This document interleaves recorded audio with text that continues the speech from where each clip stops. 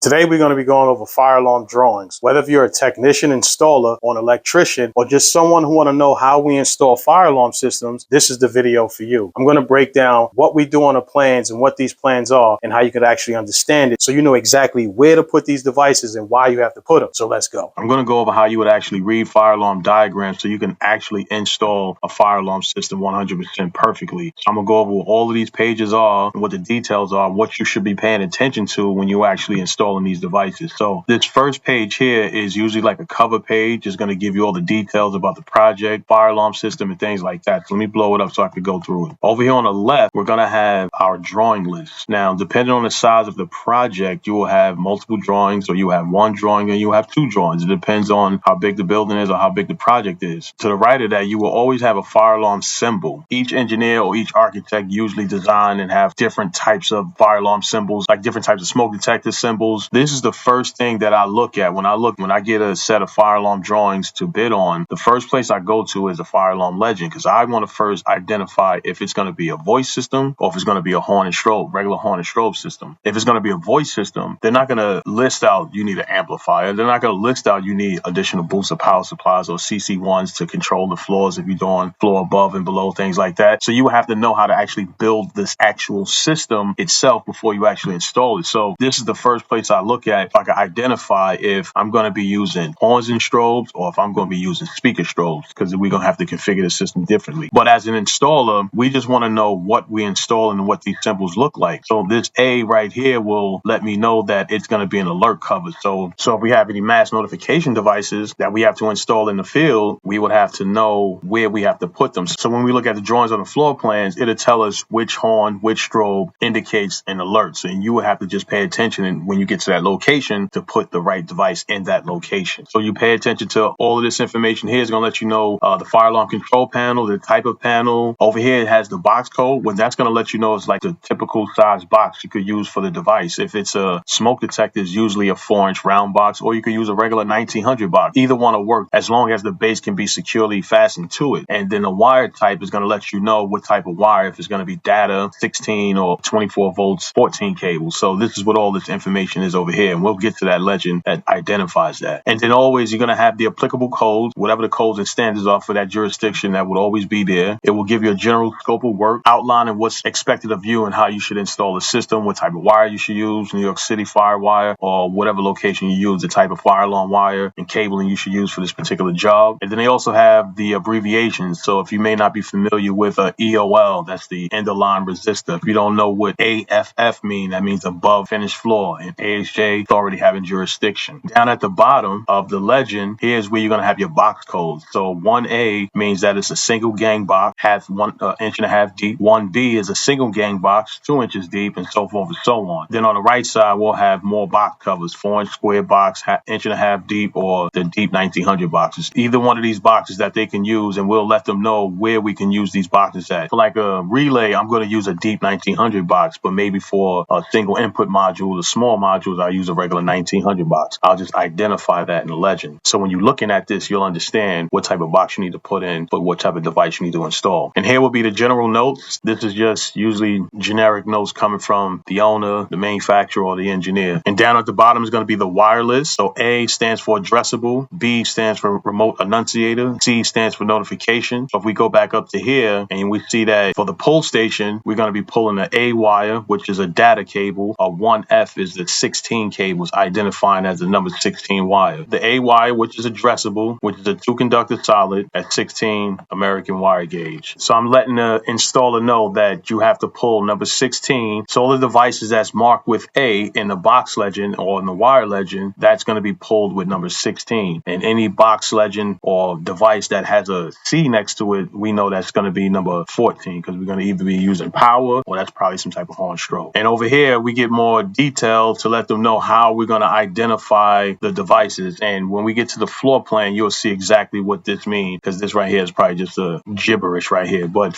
when we label each device, the electrician is actually installing it. So they don't know if they have 3 smoke detectors in a room, what smoke is going to be what address. So we will have to tell them smoke number 1 is going to be 41, 42, and 43. So once we tell them this information, they're putting the device and the address in the same location as it is on the drawing. And here on this side is the sequence of operation, and this would be for the programmer definitely, because this will give you the list of your input devices and what they should be doing on the output side. So depending on the AHJ, you can have a bunch of different things happening on your fire alarm system. NFPA states that certain inputs should activate certain outputs. However, the AHJ, whoever is the authority having jurisdiction, it could be a governing agency, it could be a city municipality, or it could be the fire department. Whoever has that governing authority will dictate how they want their fire alarm system to operate. So if we have an area smoke detector, we know that an area smoke detector is going to enunciate at the fire alarm control panel. We also know that it's going to activate the alarm in the central station. We also know that it's going to turn on the horns and strobes. We also know that it should display the text at the enunciator or the remote enunciator, and it should also initiate a fan shutdown, and it should also sound the temporal 3 alarm, sound the alarm. It should hit the main gas valve, and it should shut down the PA silence so that way you can hear the alarm throughout the station. Now, this particular job is for the train stations inside of the MTA. There's some new train stations that's being built throughout the Bronx. So this is pretty much your cover sheet, and this will give you all the details before you actually hit the floor plans. You know the type of devices, you know the boxes that you have to use, the wire you have to use, and actually how you have to program it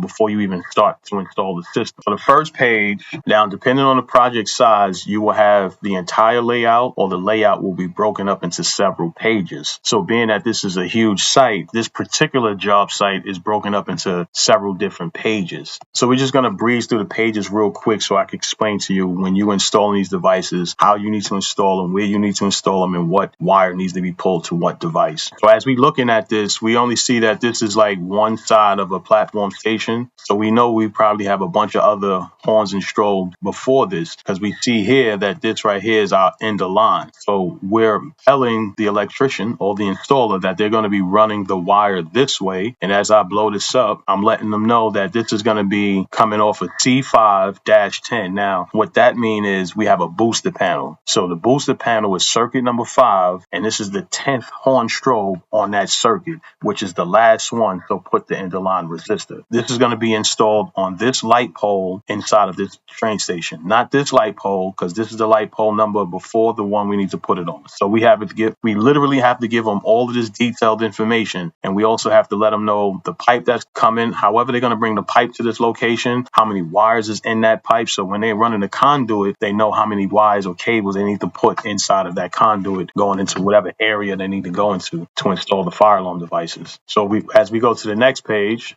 see we have a little bit more detail, still coming off the same NAC circuit. So as you can see that this is the wire, which way the wire is actually running. Now, in order for you to really get a clear picture, you will have to lay out all of the drawings on a long table and line them up one by one to see it from left to right. So what you're looking at here is like the main platform. They have the east and the west side. So let me blow this up a little bit. Here we will have, when you're installing it, you're going to look, and this is where you will have to install all of these devices. And this is where it's telling you the overpass is at, how you're going to run your conduit, where your conduit is going to come from. Like for instance, your conduit is going to be running alongside of the overpass of the stairs. It's going to tell you that the conduit is going to give you where you're going to run the conduit, how many wires you need to put in the conduit, and what type of wires go inside of that conduit. Once you identify the type of conduit you got to run, size, cable, and everything to the location, then you start installing or running your wires to where the devices be installed. Put those boxes in from the box legend that's supposed to be for that device, and run that wire or that cable to that device that's identified that's supposed to go to that device. Now, when you're running your wire, you don't have to go in numerical order as you see here, because we're going to set the addresses to these locations. So it'll be, of course, professional to run your wires in order. You don't want to run wires jumping around from device to device. That's out of order. So you definitely want to run your wires in one nice continuous loop, and the programmer will know what address he needs to assign for each one of these smoke detectors, because either if it's a dialer meter or if it's an Edwards system where you have the serial number, most cases you're going to put the serial number on the drawings or on another sheet of paper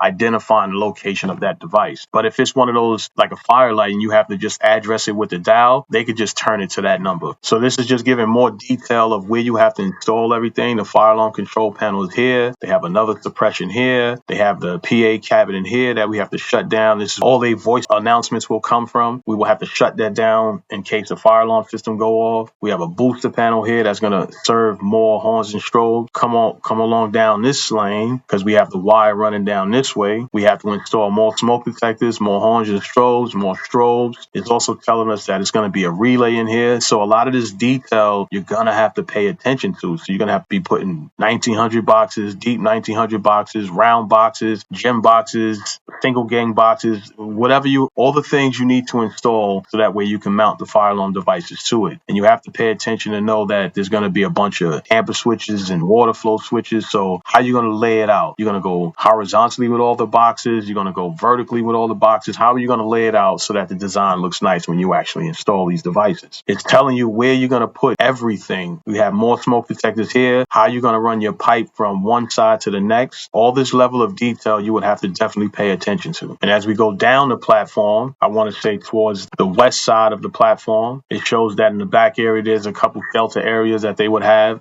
small little rooms that we would have to protect to put smoke detectors in. They may have some controls in these rooms. This may be the edge of the platform because I have no idea really what none of this look like. None of this is actually built as of yet. I'm only going based on the details of the drawings of what I imagine this to look like when I actually see this project in fruition. So we're in a design phase and we're actually designing this fire alarm system so that way we can submit it to the MTA for them to approve our design. But we're giving them the final design and say this is what we need to install, where we need to install it at, and this is how the electricians need to put it in. Some more detail about the platform. We're going to be putting heat detectors, a few horns and strobes, some end of line things. So it shows where the conduit is going to be coming from, how the conduit has to get there, the wire, everything. We're giving them all this level of detail when you're actually installing this fire alarm system. So you should be able to essentially take this piece of paper and ask some minimum questions. You should be able to go hit the ground running and actually put this thing in exactly how it is on paper. Just to give you another exploded version of that overpath area, this is actually the east side because we have the two different elevators. There's three elevators, two elevators on the east and one on the west. Now here is the golden piece. This is what you're going to be walking around with pretty much the entire time. And then you're going to be checking back and forth to find out what room you have to put what in. But essentially the one line diagram is what you're going to have. So this is going to tell you exactly how everything is going to be done. You have your fire alarm control panel. We're going to have a pipe and a wire out going to the remote annunciator. We're going to have the data cable going out, which is going to have data and 24 volts inside of this cable, which is going to run along. But we're going to T-tap out with the 24 volts to hit these relays. But we're going to continue the data,